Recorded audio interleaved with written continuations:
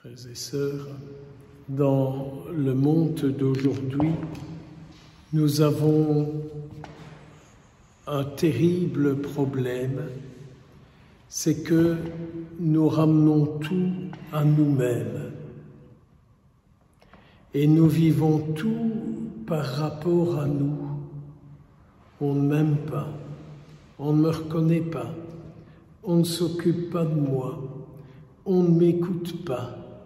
Et donc c'est un peu le problème du monde d'aujourd'hui qui est très marqué par tout ce qui est la forme de la thérapie.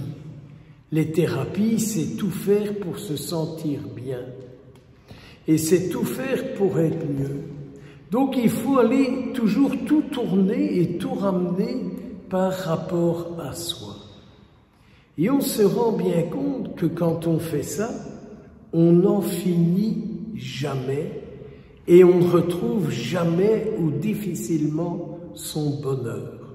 Sauf quand on est chez son thérapeute, parce que lui, il dit « mais oui, vous avez raison, effectivement, on n'a pas été bon avec vous, effectivement, on a été méchant avec vous, et c'est pour ça que vous souffrez, et que ci, et que ça. » Le croyant, il fait tout autre chose. Le croyant, le pratiquant, celui qui a une vie spirituelle, il fait tout à fait autrement. Et il regarde le Seigneur et il lui dit ce qui était dans l'introïte de cette Eucharistie. « Montre-nous ton visage et nous serons sauvés. »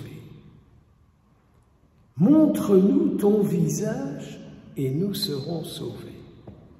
Et peut-être qu'aujourd'hui, pour le restant de ce samedi, nous pourrions dire à la Vierge Marie, implore avec moi le Seigneur pour que je puisse voir son visage et je ferai tout pour toujours le regarder. Je ferai tout pour toujours vivre en ayant le regard fixé sur Jésus. Et vous comprenez qu'alors, on est détaché, on sera détaché progressivement de son moi profond, qui peut être malade, qui peut être blessé, qui peut être perturbé. Et au lieu de tout ramener à soi et de s'enfermer dans sa souffrance et dans sa misère, nous marcherons en regardant le visage du Seigneur et nous serons sauvés.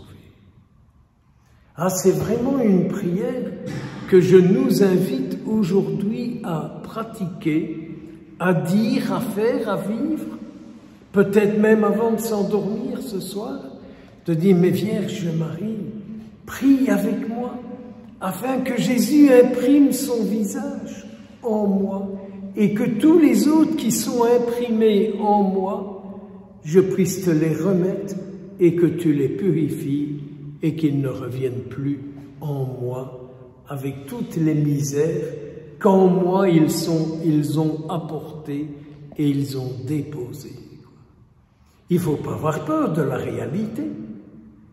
La réalité, elle est celle-là, c'est comme ça. Alors vous comprenez l'oraison que nous avons dit au début de cette Eucharistie.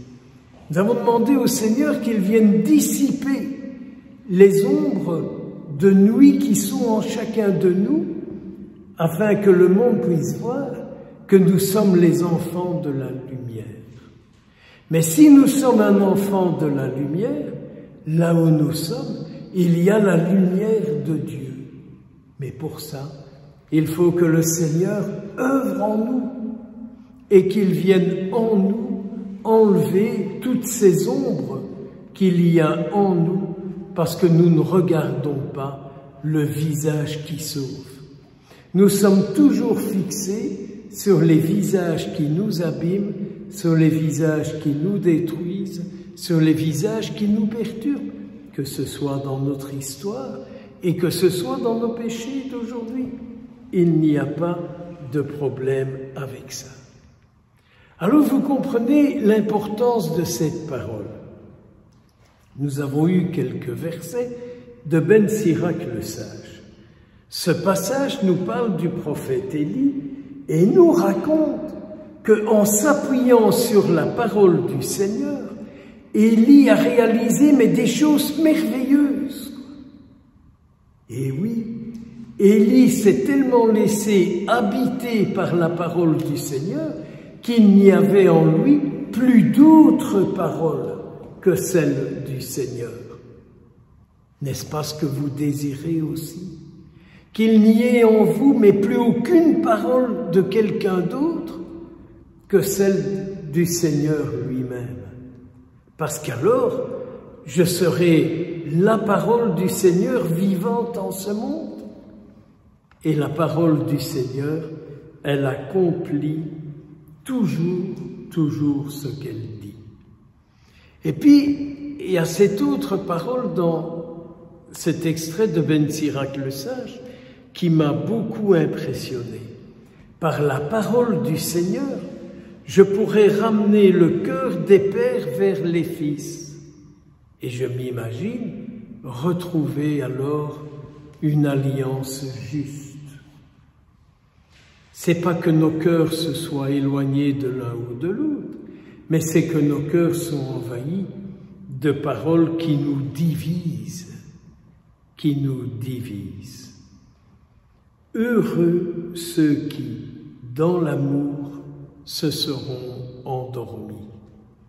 Eh bien oui, ne quittons pas la conscience du jour en entrant dans le repos de la nuit, sans nous laisser habiter par l'amour qui est Dieu lui-même, en lui disant que je passe ma nuit à contempler ton visage, alors je serai sauvé. Et c'est tellement beau aujourd'hui que c'est encore repris dans le verset qui a accompagné l'Alléluia. Tout être vivant verra le salut de Dieu. Mes sœurs et mes frères, n'est-ce pas là notre mission? Vivre d'une telle manière pour que tout être vivant puisse voir le salut de Dieu. Une solution? Demander au Seigneur qu'il nous montre son visage, lui demander qu'il dissipe toutes les ombres de la nuit de nos vies, afin que nous soyons envahis de sa lumière, car les ombres de nos vies, c'est nos péchés, nos travers, nos histoires, nos dépendances et tout ce qu'on veut. Seigneur, montre-nous ton visage et tout être sera sauvé.